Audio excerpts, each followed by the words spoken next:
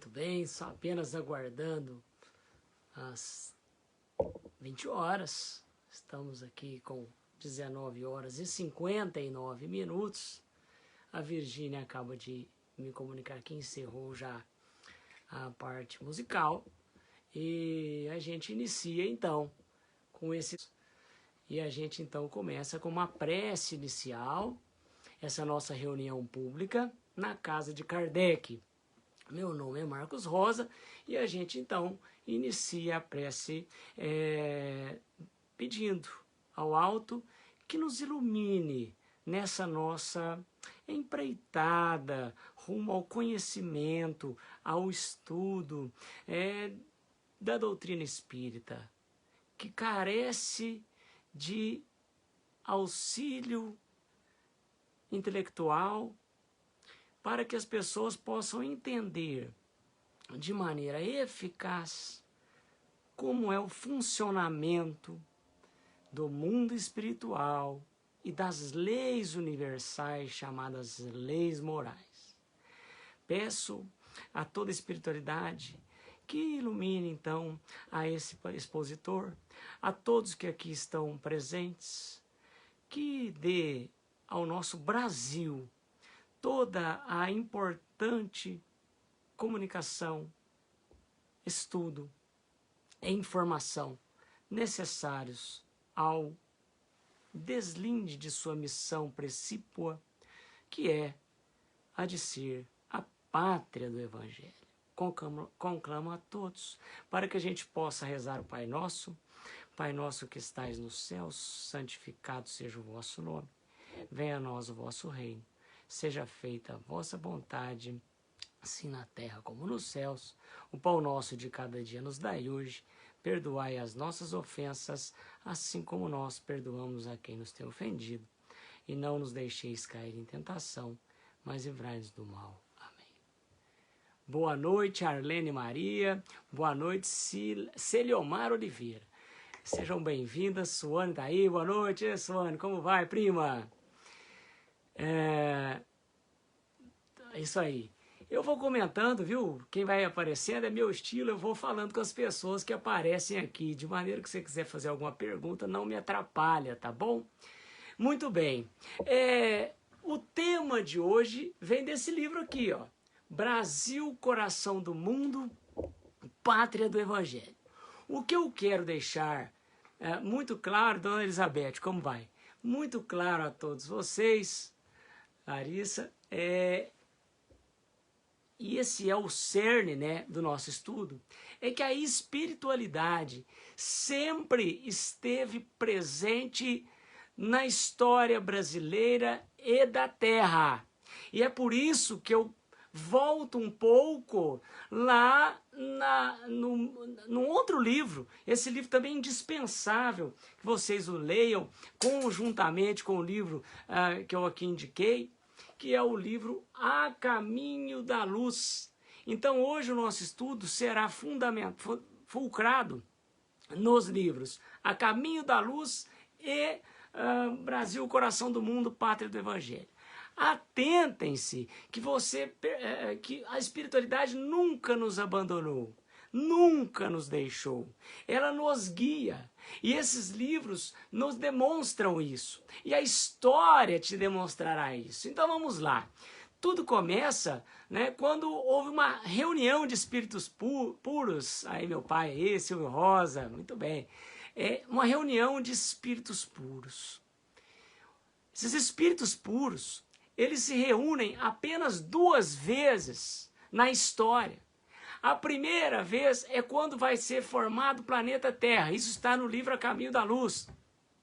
A nebulosa que compõe a Terra se desprende do Sol e eles então fazem essa reunião para delinear qual será ou quais serão as obras a serem feitas nessa nova galáxia, nesse novo planeta chamado Terra. Esta é a primeira reunião. A segunda reunião que se tem notícia é quando do encarne de Jesus Cristo. Então nós temos 2 dois encontros de espíritos puros. Se você tem dúvida sobre a gradação espiritual, você pode prestar atenção lá no livro dos Espíritos, que também nunca deixa de ser parte do nosso estudo. Você vai perceber lá nas questões 110, 111, tem lá a classificação dos espíritos. Eu tenho, em regra geral, espíritos imperfeitos, espíritos superiores e espíritos puros. Veja que a reunião foi de espíritos puros, hein? 2 reuniões. E aí, você percebe do livro A Caminho da Luz, que essa primeira reunião, eles vão designar, né, Jesus Cristo como grande arquiteto, né, e seus espíritos que vêm com ele para ajudar a fazer o relevo, o clima, adaptar a Terra para a vida humana, que somente virá muito depois. Quem foi aluno meu de geografia lembra das eras: arqueozoica, proterozoica, mesozoica, cenozoica, né? Então, vem no cenozoico, quer dizer, a vida humana é muito incipiente aqui no nosso planeta. Toda uma organização fora feita por Jesus para poder nos recepcionar. Depois, Jesus vem. Então, a segunda reunião do mundo dos espíritos puros. Jesus vem à Terra. Vem à Terra por quê? Olha que interessante. Os israelitas que aqui moravam, israelita não é israelense, tá? Os israelitas que aqui moravam eram muito fortes no que se refere à religiosidade. No entanto, careciam do conhecimento de amor e humildade. Razão pela qual Jesus veio há 2020 anos atrás, mais ou menos, né, para trazer à lume a esses israelitas essa questão do amor e da humildade. Pois bem, Jesus vem aqui e ele vem para o Médio Oriente, que se você pegar nosso mapa mundi, você percebe que o Médio Oriente, hoje chamado Oriente Médio, está bem no meio ali do mapa mundi. Ele vai ali e planta a árvore do Evangelho. Evangelho quer dizer boa nova. Ele planta a árvore do Evangelho no Médio Oriente. Muito bem. Planta, vai viver ali por 33 anos e depois nós temos divulgadores desse Evangelho dele, que eu posso citar aqui, Paulo de Tarso, né, do livro Paulo Estevão. Ele vai deflagrar aí, através de suas epístolas, entendam, cartas, né, todo o Evangelho de Jesus, e ele se espalha pelo mundo. Só que o que acontece? Essa questão da religiosidade, e aí eu estou falando de religião como a ligação entre homem e Deus, vai se desfazendo ao longo dos anos. E nós temos no ano 300 depois de Cristo as chamadas cruzadas, que causam um terrível dissabor no mundo espiritual, posto que os seres humanos não haviam compreendido o que Jesus tinha trazido de amor. E aí nós temos homens brigando em nome de Deus. E aí você percebe também, além das cruzadas, você percebe a estatização da religião. Nós temos aí a religião utilizada como meio de poder. E chega um momento, e aí começa o livro Brasil, Coração do Mundo, Pátria do Evangelho. Chega um momento que Jesus decide que não dá mais para o Evangelho florescer, aquela árvore que estava ali, florescer e frutificar-se no Médio Oriente. O livro retrata muito bem uma conversa que Jesus vai ter com Hilel, algumas traduções Eliu, tá? E eles vão chegar à conclusão de que essa árvore deverá ser transplantada. E aí o Evangelho vai ser transplantado para onde? Para o mundo novo, que ainda não era descoberto, vamos dizer assim. Vão transplantar para o que Jesus chamou para a terra do cruzeiro, que era o mundo novo do sul, entenda-se Brasil. Nem tinha sido achado o Brasil ainda, ok? Muito bem, então Jesus decide olha o termo usado pelo Humberto de Campos, que é quem escreveu em espírito o livro Evangelho, o Brasil, Coração do Mundo, Pátria do Evangelho, através de Chico Xavier. Ele vai transplantar a árvore do Evangelho lá do Médio Oriente para as terras do mundo novo, do sul, as terras do cruzeiro, você e eu e você, Brasil. Olha só a influência espiritual, hein? Eliu, ou Reliu, ou Iléu, conversando com Jesus. Deixa eu te trazer mais características do Eliu. Eliu era o avô de Gamaliel. Quem foi Gamaliel? Gamaliel foi o mestre de Paulo de Tarso. Então a coisa está entremeada. Veja que Eliu era um grande sábio da era dos judeus, e ele era avô do mestre de Paulo, e ele estava preocupado já com essa questão lá do Médio Oriente não estar mais frutificando a árvore do Evangelho.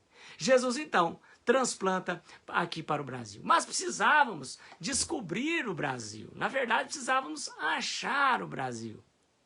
Você há de lembrar-se que esse termo descobrir o Brasil, em 1970, foi considerado errado. Eles consideraram errado porque disseram que Colombo já tinha chegado aqui no Brasil em 1489, e que no Brasil não, na América em 1489, que já se tinha uma noção. Então achou o Brasil. Agora, o que é muito interessante a gente saber é que esse livro de Humberto de Campos foi escrito em 1938. Humberto de Campos já falava que o Brasil não ia ser descoberto, ele ia ser achado. Olha a espiritualidade falando em 1938, algo que a ciência somente foi propalar em 1970. Olha que interessante. Agora, fechando esse parênteses, o Brasil precisava ser encontrado. Caros seguidores aqui da casa de Kardec. E o que eles fizeram? Olha a espiritualidade influenciando na vida humana. É isso que eu quero que você tire dessa palestra de hoje. Nós não estamos sozinhos, os espíritos nos guiam e nos influenciam. Vejam, a espiritualidade manda Eliu voltar à Terra. E Eliu volta como Henrique de Sagres. Henrique de Sagres era um mestre na arte da navegação. E ele vem para Portugal. Então Eliu vem para Portugal, o avô de Gamaliel, vem para Portugal para ensinar a arte da navegação. Portugal, que era uma nação, àquela época, de homens simples. E a espiritualidade não manda só Henrique de Sagres, a espiritualidade manda também os fenícios. Fenícios que já existiram há muitos anos atrás, obviamente não vão se chamar de fenícios em Portugal, mas os fenícios ficaram conhecidos, ficaram em destaque por sua arte de navegação. Então a espiritualidade manda os fenícios, já desencarnados, para Portugal. Por quê? Precisavam ir ali com Henrique de Sagres, aprender a navegar para chegar aonde? Na terra do cruzeiro, onde estaria transplantado o Evangelho. A espiritualidade mexe seus pauzinhos. A espiritualidade está sempre tentando colocar a gente no caminho correto. Tenta. Mas nós temos um negócio chamado livre-arbítrio, que é um grande problema para os planos da espiritualidade. Por quê? É uma lei do livre-arbítrio, ou se você for lá no Livro dos Espíritos, lei de liberdade. Por que é um problema? Porque, veja, às vezes a espiritualidade tem uma programação para nós. E o que acontece? Nós, com o nosso livre-arbítrio, vamos para outro lado. É mais ou menos como se fosse o GPS. Você já viu no GPS, você está andando de carro, de repente você erra o caminho, o que ele faz? Recalculando. Muitas das vezes na história, a espiritualidade tinha um caminho para nós, só que a gente erra porque a gente usa a lei do livre-arbítrio e aí começa a recalcular. Isso vai atrasar em algumas décadas, alguns séculos, nosso caminho evolutivo. Nós vamos chegar lá, mas com atraso. Mas voltando à história, que esse livro é um livro de história, e o que a gente tem que retirar é a espiritualidade influenciando na história, porque a história nada mais é do que o meio evolutivo que a gente tem.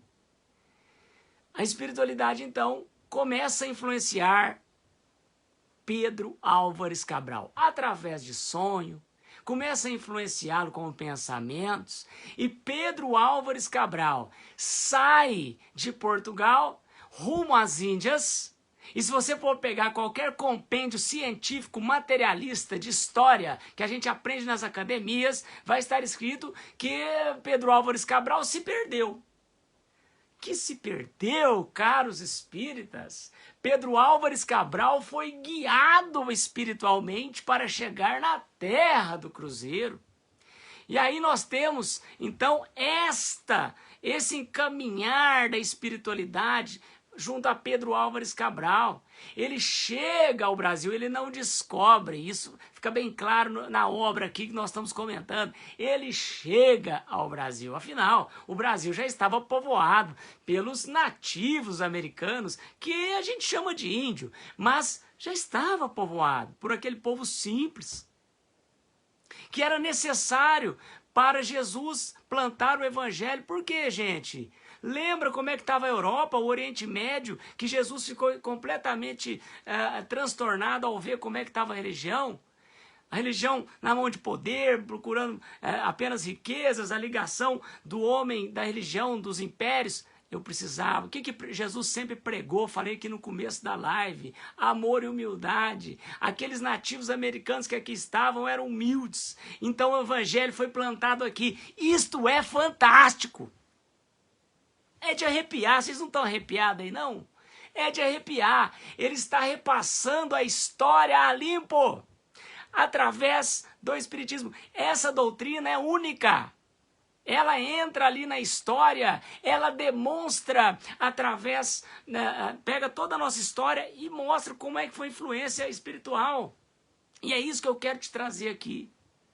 É óbvio que não dá para eu contar o livro inteiro, mas eu peguei as melhores partes. Depois, nós temos a influência espiritual vinda lá quando a coroa portuguesa sai de Portugal. Eu dei um pulo histórico, tá? Dei um pulo histórico, porque não dá tempo. Eu tenho 45 minutos aqui. Mas se eu fosse falar rapidinho, vieram para cá, estavam os nativos americanos, vieram os portugueses. Os portugueses vieram com um sentimento de injustiça. Injustiça. Muitos eram degradados. Degradado, talvez, para quem não saiba, é como a pena de, olha, você não serve para Portugal, eu estou te mandando para o Brasil, vá para lá, aquela colônia, 1500, 1510, 1530, vai para lá, você vai morrer lá. E essas pessoas, muitas das vezes injustiçadas, porque nunca a justiça é perfeita, a justiça dos homens, vinham para cá clamando por justiça. Era um povo que clamava por justiça. E quem iria atender a esse povo que clamava por justiça? Quem? A não ser Jesus. Aqui não tinha nada, aqui era nativo. Eles chegavam com aquele sentimento de que eles não cometeram o crime, mas que foram jogados aqui. Não tinha como recorrer, apelar aqui, não tinha nem tribunal aqui, nós estávamos recém-achados. E aí o que acontece? Eles oravam a Deus, e Jesus diziam a eles, em influência espiritual, sigam o evangelho. Então eu tenho nativos aqui, eu tenho degredados com sede de justiça aqui também. Jesus manda trazer os nativos da África.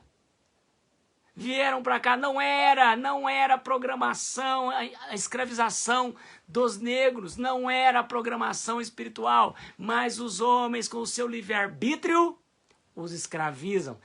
O Brasil, com essa atitude de escravizar os negros, adquire uma grave missão coletiva. Ela tem que resgatar esse mal que eles fizeram. e todo o período de escravidão, nós tivemos a lei da causa e efeito. Muitos senhores, muitos donos de fazenda que maltratavam seus empregados, voltavam, desencarnavam e voltavam como escravos, na maior clareza de que existe uma lei de ação e reação, ou lei de causa e efeito. Olha que fantástico, Virgínia. Então, tudo isso é muito colocadinho no livro. Depois a gente vem, então, com a família real portuguesa vem para o Brasil, já em 1800. Ela vem para o Brasil fugindo de quem? De Napoleão. Qual era a programação para Napoleão? Unir a Europa com o amor de Jesus. O que Napoleão fez? Uniu através da guerra. E ele estava perseguindo todos os países ali da Europa e por fim chegou a hora de Portugal. Dom João VI vem embora para o Brasil e traz com ele muita evolução, bibliotecas, artes, ele abre os portos. E o Brasil então começa a melhorar economicamente. Olha a espiritualidade influenciando. Dom João VI tem um filho chamado Dom Pedro I. Dom Pedro I teve a importantíssima, né, a função de proclamar a independência. Ontem foi dia da independência do Brasil, por isso a gente escolhe esse livro para falar hoje, dia 8. Dom Pedro, ele vai ficar com essa incumbência. Quando Dom João VI teve que voltar, ele veio, ficou muito tempo aqui no Brasil, mas ele teve que voltar para a Europa, porque lá estava com problemas em Portugal. Portugal estava sem um rei. E ele então tem que voltar. E vira para Dom Pedro e fala assim: meu filho, e isso não está no livro aqui, isso está nos livros de história. Meu filho, se for para declarar a independência, que seja você. Não deixe o Brasil na mão dos outros. E deixa Dom Pedro aqui. Abra um parênteses para falar da Inconfidência Mineira.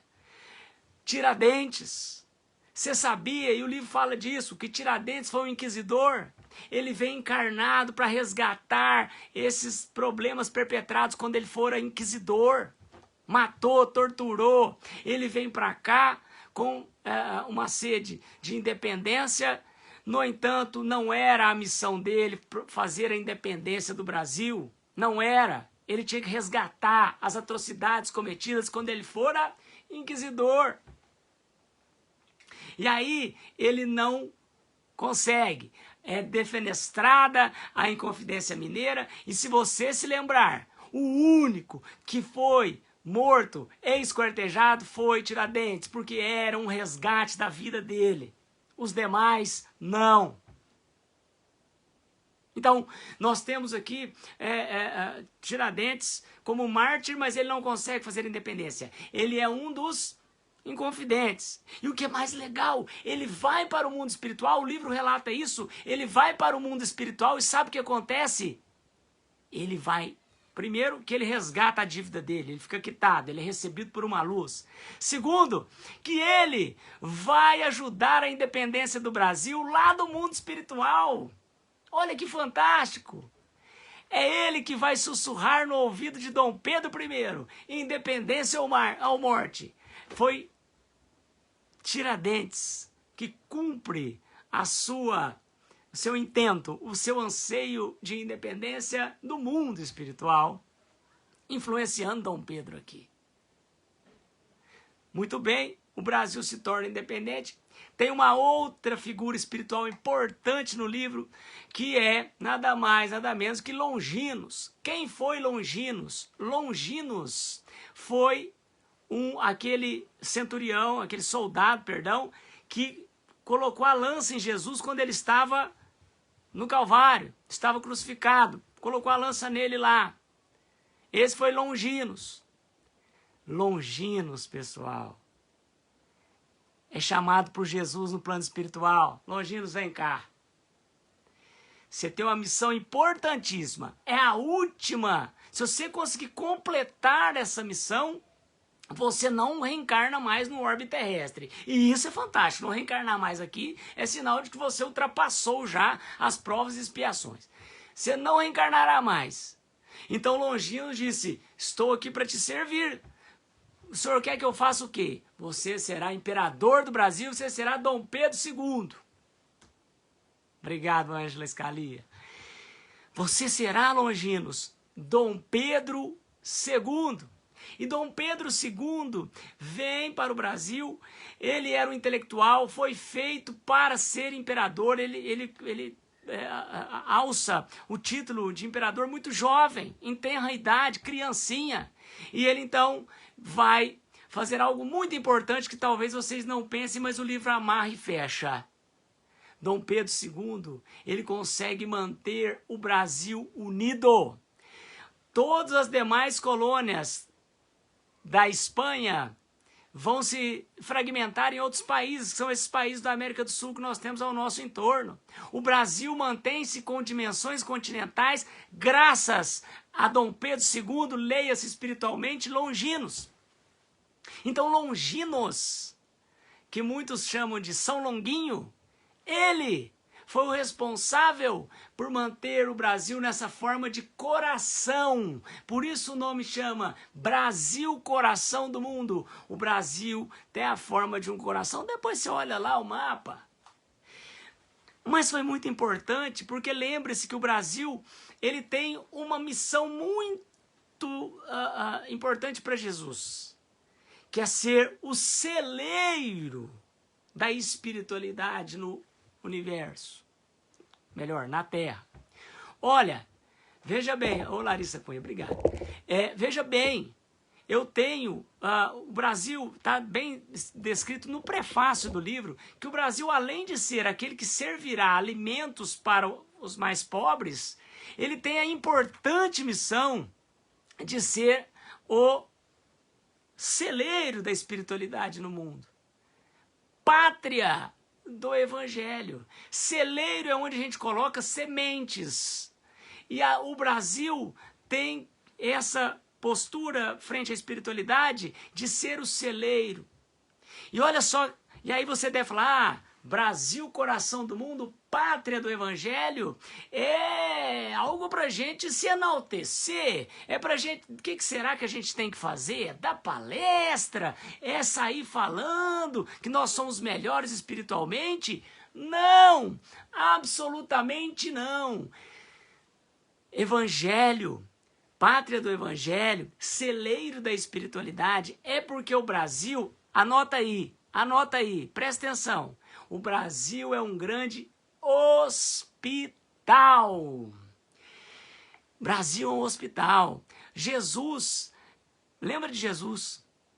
Jesus não está junto aos necessitados? Jesus não está junto aos pobres de espírito para poder soerguê-los? Para que colocar os bons de espírito aqui? Ele precisa soerguer. Isto é evangelho. Se eu tenho 99 ovelhas e uma se desgarra, eu não vou atrás da desgarrada? Pois bem, eu preciso aqui trazer para o Brasil espíritos que tenham necessidade de reforma íntima, de resgate pessoal. É assim que a gente deve pensar o Brasil, e talvez agora você vai entender o porquê de termos corruptos aqui, de termos pessoas, um país com muita gente faminta, com espancamento de mulheres, com a maior corrupção do mundo foi aqui. Mas tem que ser aqui mesmo. Jesus trouxe para cá porque aqui é possível de se reerguer. Olha, vamos olhar por um outro prisma, caros amigos, por um outro prisma. Esse país é um país onde não temos guerras religiosas.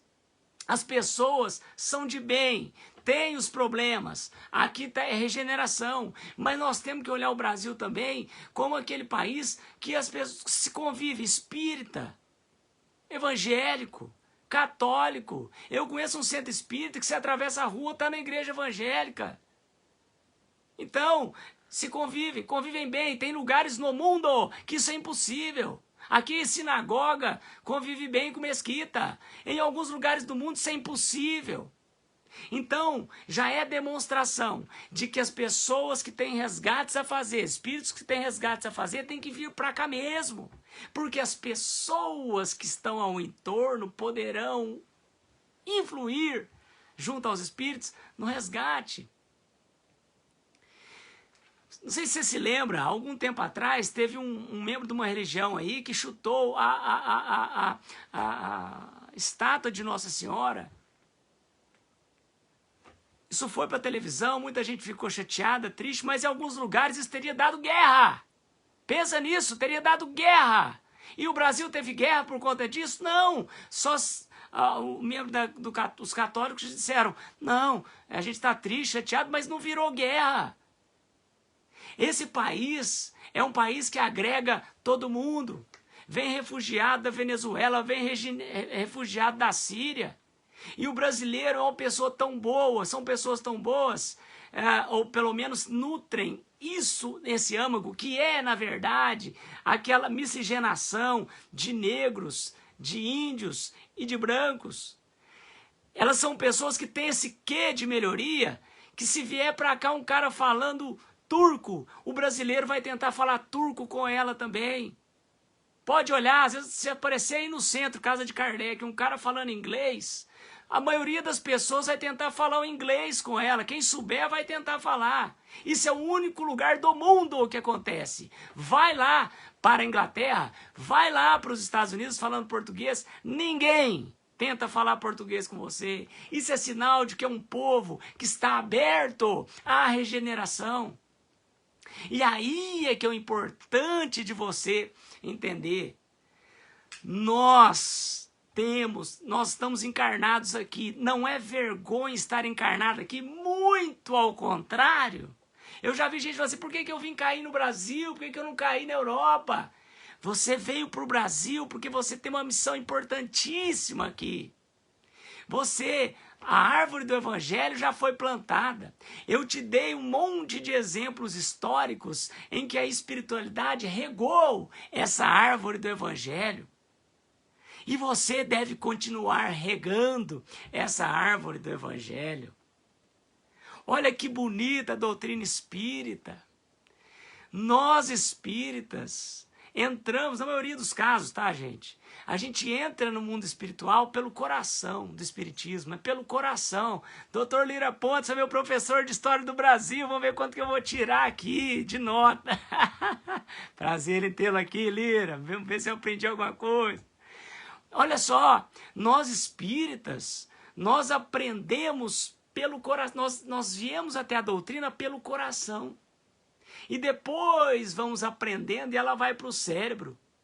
Então, o coração no espiritismo vem antes da intelectualidade. Muitas religiões começam pela intelectualidade e por começarem na intelectualidade, elitizam a religião, tornando-a muito díspare, muito distante de quem mais precisa. Isso é lindo do espiritismo. As pessoas vêm pelo coração e começam a estudar.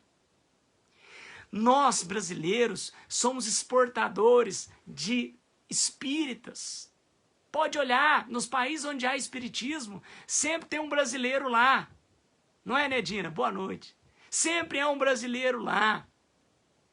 Nós temos uma grande massa de católicos, uma boa massa de evangélicos. Isto, pessoal, não é por acaso. Não é por acaso. É porque nós temos uma missão. A nossa missão é evangelizadora. Isso é lindo. É isso que a gente tem que nutrir, tem que bater no peito e dizer assim, o que eu posso fazer? Sabe o que você pode fazer? Deve estar todo mundo perguntando. O que eu devo fazer? É se reformar. Talvez tenha gente pensando assim, eu vou transformar o mundo, eu vou fazer... Não. Transforme-se a si mesmo primeiro. Procure a tua reforma íntima. O que há, conheça-te a ti mesmo e veja o que você pode fazer, o que você tem seguido, o evangelho, o que você não tem, e procure segui-lo. Então, na verdade, você tem que se reformar. para depois, se você se reformar, você reforma um vizinho, você reforma um amigo, né? Pelo exemplo.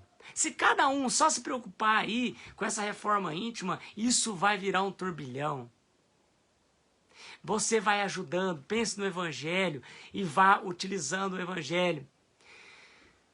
Tem uma passagem que eu achei muito bonita. Olha só, Nedina, tem muita gente, né, que fundam, e veja, tem centros espíritas no exterior que quando tem 10 pessoas está lotado.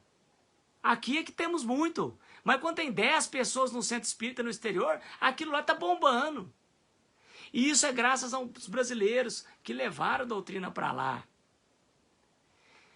Tem uma passagem que demonstra muito bem essa questão, que é o seguinte: imagine aí nas nossas casas, na casa espírita, a casa de Kardec, imagine ela toda cheia de balões, é grande a casa, né? Imagine ela cheia de balões coloridos pelo chão.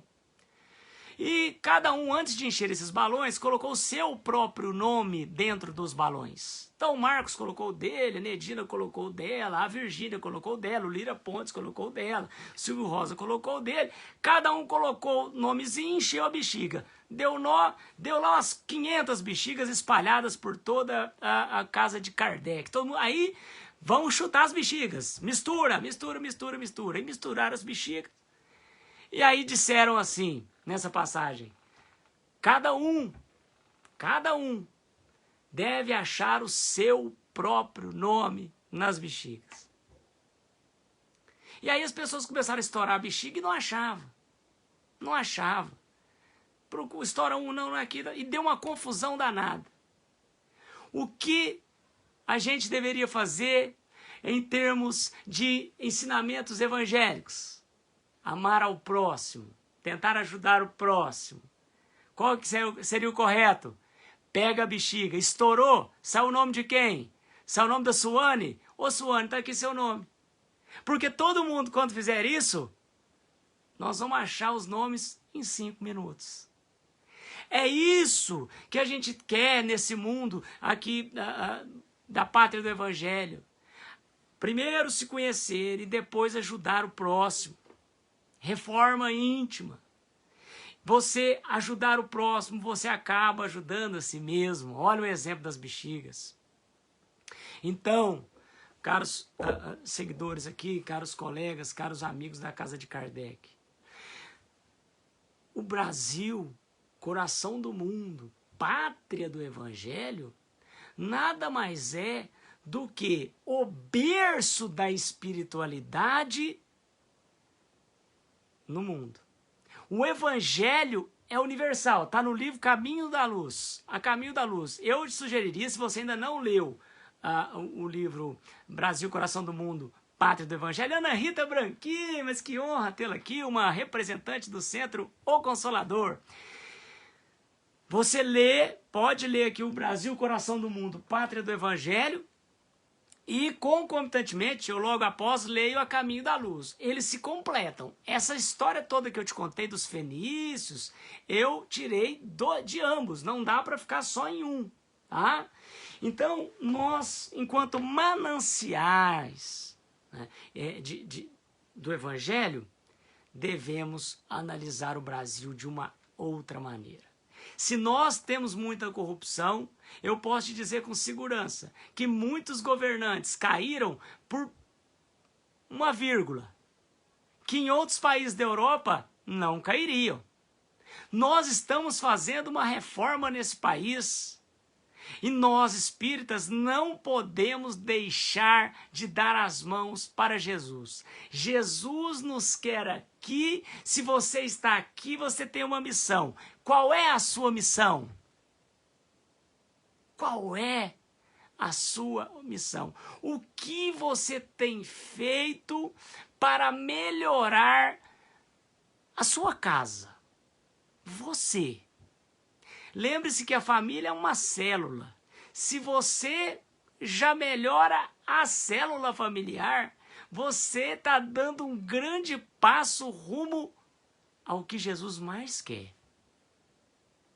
Então, e cada um tem sua missão. Tem gente que tem a missão de mudar o mundo, que tem a missão de mudar o continente, de mudar o país. Vamos começar a mudar a nós mesmos? Eu te garanto que você vai estar fazendo muito mais do que você pensa. É isso que Jesus quis. Estamos no caminho correto? Estamos. O Brasil passa por uma mudança? Passa. Assim como o mundo inteiro. E a nossa grande guinada será evangelizadora. Para de pensar que o Brasil vai ter uma guinada econômica, vamos ser ricos. Isso, se acontecer, é bom, mas não é a missão, não é nosso objetivo. O nosso objetivo é muito mais sublime. O nosso objetivo é sermos evangelizadores. A árvore do evangelho está aqui. Me ajuda a regar? Posso contar com você? Começa contigo mesmo.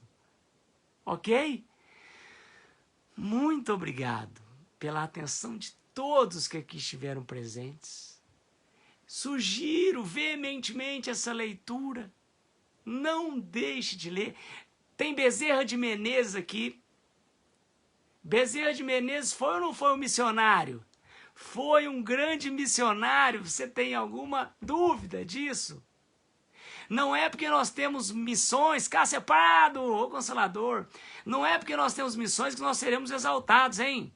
Às vezes as nossas missões serão duras. Bezerra de Menezes perdeu 9 filhos e tinha uma missão.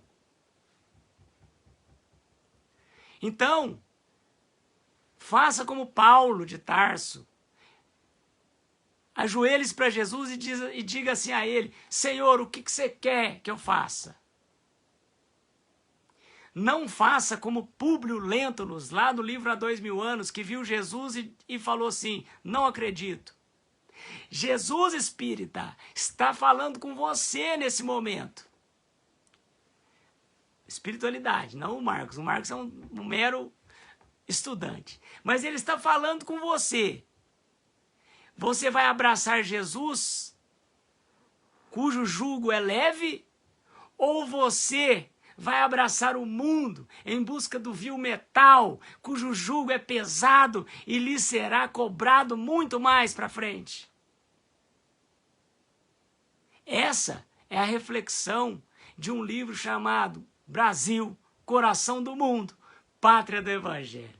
Muito obrigado a todos pela presença. É uma honra estar aqui. Toda vez que a Suane me liga, que a Virgínia me liga, eu faço questão de vir aqui para poder falar um pouco sobre essa doutrina maravilhosa, que eu sou um mero estudante, mas que a cada dia a gente vai pegando um pedacinho mais. Obrigado, Suane, obrigado, pai, obrigado, Valquíria Carísio, a gente e todos mais que se manifestaram nesse momento. Obrigado, Ângela. Vamos fazer a nossa prece de encerramento, agradecendo a toda a espiritualidade que nos guiou. E tenho certeza que me guiou sim, porque muitas das coisas que aqui vieram não iam ser ditas. Mas eu sentia necessidade de dizer a vocês. Então agradeço, Senhor, a toda a espiritualidade que trouxe essa família chamada Casa de Kardec aqui para assistir esta exposição. Peço proteção a toda essa população do Brasil contra essa adversidade chamada coronavírus. Que todos nós possamos aprender com o que está sendo ensinado com essa peste que está aqui assolando não só o Brasil, mas ao mundo. Que a espiritualidade possa amparar os hospitais, que a espiritualidade possa abençoar toda a água dos rios, a água das caixas d'água, para que nós fiquemos com a fluidificação necessária no seu filtro aí. Se você deixou a garrafinha, está sendo fluidificado. Se não deixou, vá no seu filtro, então logo acaba a exposição. A espiritualidade está ali para fluidificar e trazer o bálsamo necessário para tanto nossos aspectos psicológicos, quanto materiais, quanto espirituais. Obrigado, Jesus, que nós consigamos fazer a reforma íntima e sejamos dignos de participar desse seu Brasil, coração do mundo, pátria do Evangelho. Assim seja. Pai nosso que estais nos céus, santificado seja o vosso nome, venha a nós o vosso reino, seja feita a vossa vontade, assim na terra como nos céus. O pão nosso de cada dia nos dai hoje, perdoai as nossas ofensas, assim como nós perdoamos a quem nos tem ofendido. Não nos deixeis cair em tentação, mas livrai-nos do mal. Amém. Obrigado a todos. Maria Lino, minha coordenadora lá do ensino fundamental. Obrigado, Maria. Uma honra tê-la aqui. Firmiano Alexandre Reis, obrigado pela presença. Até a próxima, pessoal. Um abraço a todos.